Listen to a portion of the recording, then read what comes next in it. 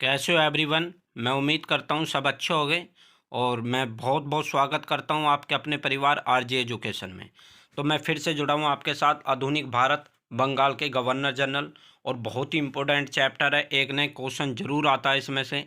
तो चलिए, और सबसे पहले जितना हो सके क्लास को शेयर कर दीजिए और जो भी न्यू स्टूडेंट है वो प्लीज़ चैनल को सब्सक्राइब कर ले ताकि आपको टाइम से पहले नोटिफिकेशन मिलता रहे।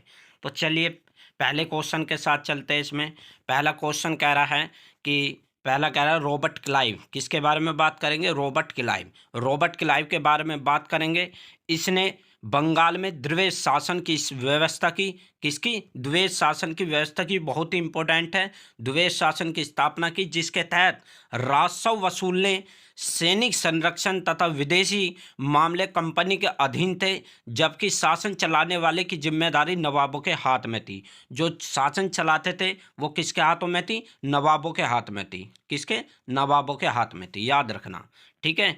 इसने मुगल सम्राट शाह आलम द्वितीय को इलाहाबाद की संधि 1765 ईस्वी द्वारा कंपनी में मिला लिया था। अब आपको डायरेक्ट क्वेश्चन पूछता है कि इलाहाबाद की दूसरी संधि किस वर्ष हुई? तो किस वर्ष हुई थी? 1765 में, ये याद रखना है। कब हुई थी? 1765 में हुई थी। और नोट, बंगाल का अंतिम गवर्नर वारेन हेस्टिंग था। याद रखना, बंगाल का अंतिम गवर्नर वारेन हेस्टिंग था। ये इंपॉर्टेंट है, ये याद रखना। चलिए नेक्स्ट। कंपनी के अधीन गवर्नर जनरल। क्या? कंपनी के अधीन गवर्नर जनरल। ये कंपनी के अधीन गवर्नर जनरल। चलिए, रेगुलेटिंग एक्ट। रेगुलेटिंग एक्ट 1773 आपसे डायरेक्ट पूछता है रेगुलेटिंग एक्ट कब आया? तो 1773 में। एक आया था रोलर एक्ट। ठीक है। तो ये है रेगुलेटिंग एक्ट 1773 के अनुसार बंगाल के गवर्नर को अब अंग्रेजी क्षेत्रों का गवर्नर जनरल कहे जाने लगा। गवर्नर जनरल का कार्यकाल 5 वर्ष निर्धारित किया गया। इस प्रकार भारत में कंपनी के अधीन बंगाल का प्रथम governor general general Warren Hastings हुआ। अब आपसे एक डायरेक्ट क्वेश्चन पूछेगा कि भारत में बंगाल का प्रथम गवर्नर जनरल कौन था? तो भारत का प्रथम गवर्नर जनरल कौन था? वारेन हेस्टिंग हुआ। ये शुरू में एक क्लर्क था। क्या था? एक शुरू में एक क्लर्क था। चलिए नेक्स्ट। अब नेक्स्ट आता है वारेन हेस्टिंग्स। क्या आता है? वारेन हेस्टिंग 1774 से 1785 तक इसका कार्यकाल रहा। नेक्स्ट, वारेन हेस्टिंग ने 1700 वारेन हेस्टिंग ने 1781 में कोलकाता में मुस्लिम शिक्षा विभाग के लिए प्रथम मदरसा स्थापित किया। किसका? प्रथम मदरसा स्थापित किया किस वर्ष? 1781 में। और इसी के समय में 1780 में भारत के पहले समाचार पत्र द बंगाल गजट का प्रकाशन जेम्स ऑगस्ट हिक्की ने किया। किसने? जेम्स हिक्की ने किया। ये आपसे डायरेक्ट पूछता है कि द बंगाल गजट का प्रकाशन जेम्स किसने किया था? तो द किसने किया था? जेम्स ऑगस्ट हिक्की ने, याद रखना। इसी के समय में रेगुलेटिंग एक्ट के तहत 1774 में कोलकाता में उच्च न्यायालय की स्थापना की गई। किसकी? उच्च न्यायालय की स्थापना की गई। उच्च न्यायालय की स्थापना की गई। और वारेन हेस्टिंग के समय में बोर्ड ऑफ रेवेन्यू की स्थापना हुई। किसकी? बोर्ड ऑफ रेवेन्यू की स्थापना हुई। और अपने कार्यकाल की समाप्ति के पश्चात जब वह 1785 में इंग्लैंड पहुंचा तो उस समय महाभियोग चला गया था।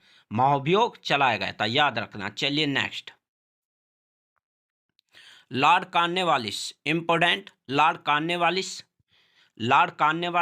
1785 से 1793 तक और 1805 ईस्वी। इसने 1793 में स्थायी बंदोबस्त पद्धति लागू की। बहुत ही इंपॉर्टेंट है, आपसे डायरेक्ट पूछता है स्थायी बंदोबस्त की पद्धति की किसने शुरुआत की थी? तो लॉर्ड कॉर्नवालिस। किसमें? Lord Cornwallis. तो लागू की। इसके तहत किसानों को उपज का 90% कंपनी को देना पड़ता था। और देखो, किसानों को 90%, जो भी वह उगाते थे उसकी उस उपज का 90% वह कंपनी को देते थे और 10% खुद रखते थे। स्थायी बंदोबस्त को योजना सर जॉन सोन ने बनाई। और कॉर्नवालिस भारत में नागरिक सेवा का जनक माना जाता है। ये सही नहीं लिख रहा, कोई बात नहीं, सॉरी इसके लिए टाइपिंग में। तो कॉर्नवालिस को क्या माना जाता है? भारत में नागरिक सेवा का जनक माना जाता है। याद रखना, लॉर्ड कॉर्नवालिस को भारत में नागरिक सेवा का जनक माना जाता है। इंपॉर्टेंट है, बहुत ही इंपॉर्टेंट। और एक है ये इंपॉर्टेंट है इसमें, स्थायी बंदोबस्त की पद्धति किसने लागू की? तो वो भी लॉर्ड कॉर्नवालिस। ठीक है। चलिए नेक्स्ट। सर जॉन शोर 1793 से 1798 तक, 1793 से और 1798 इसने हस्तक्षेप की नीति अपनाई। किसकी? हस्तक्षेप की नीति अपनाई। चलिए नेक्स्ट, लॉर्ड वेलेजली इसने साइक संधि की पद्धति शुरू की और परंतु फ्रांसीसी गवर्नर डिप्ले साइक संधि का प्रयोग लॉर्ड वेलेजली से पहले किया था। लॉर्ड वेलेजली को खुद, जो लॉर्ड वेलेजली था, ये खुद को बंगाल का शेर कहा करता था। क्या कहता था अपने आप को? बंगाल का शेर। आपसे डायरेक्ट पूछेगा कि बंगाल का शेर अपने आप को कौन कहता था, तो लॉर्ड वेलेजली। कौन? लॉर्ड वेलेजली अपने आप को बंगाल का शेर कहता था। ठीक है। इसने 1800 में फोर्ट विलियम कॉलेज की स्थापना की। आपसे डायरेक्ट पूछेगा कि फोर्ट विलियम कॉलेज की स्थापना किसने की थी, तो सर जॉन शोर ने। किसने? सर जॉन शोर ने। वह इस फिर देखो, इसने 1800 में फोर्ट विलियम कॉलेज की स्थापना की थी, याद रखना। लॉर्ड मिंटो प्रथम। कौन? लॉर्ड मिंटो प्रथम। लॉर्ड मिंटो प्रथम 1807 ईस्वी से 1813 तक। ठीक है। इसके काल में महाराणा रणजीत सिंह और अंग्रेजों के बीच 1809 में अमृतसर की संधि हुई और 1813 इसमें चार्टर एक्ट पारित हुआ। क्या हुआ? चार्टर एक्ट पारित हुआ था। चार्टर एक्ट पारित हुआ था, याद रखना। चलिए नेक्स्ट, लॉर्ड विलियम बेंटिंग। क्या? लॉर्ड विलियम बेंटिंग 1828 से और 1835 के बीच। यह भारत का प्रथम गवर्नर जनरल था। क्या था? भारत का प्रथम गवर्नर जनरल था। और राजा राम मोहन राय के सहयोग से लॉर्ड विलियम बेंटिंग ने 1829 में सती प्रथा को समाप्त कर दिया।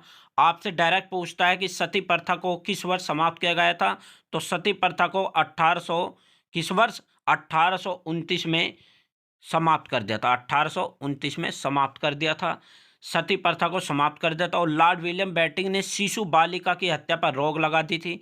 आपसे डायरेक्ट पूछेगा कि शिशु बालिका पर हत्या पर किसने रोक लगा दी थी, तो लॉर्ड विलियम बेंटिंग ने। इसने ठगी प्रथा को समाप्त कर दिया था। जो ठगी लिया करते थे उसको समाप्त कर दिया था। ठीक है। ये बहुत इंपॉर्टेंट, और मैं आपको 2 क्लास में ख़त्म कर दूंगा। किसमें? 2 क्लास में सब ख़त्म कर दूंगा। और आई होप आपको क्लास अच्छी लगी होगी। और क्लास अगर अच्छी लगी है तो बहुत कमेंट करके ज़रूर बताओ, जितना हो सके शेयर कर दीजिए। Thank you so much.